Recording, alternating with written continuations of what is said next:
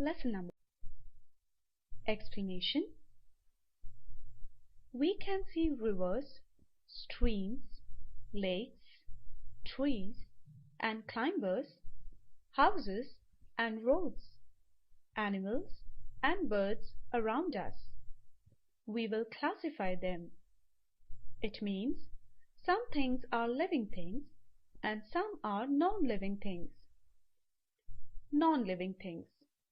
Those things which cannot move from one place to another, which do not eat, cannot grow, for example, stone, table, chair, etc. Living things. 1. We can see animals like cow, dog, cat, etc.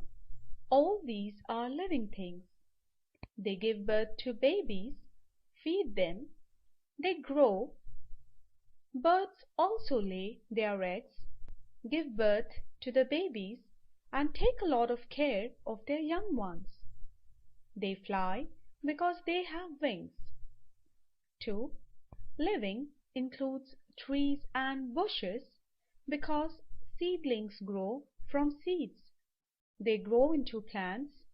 They grow, they flourish into flowers, fruits. Again, from seeds of fruits, seedlings grow into plants.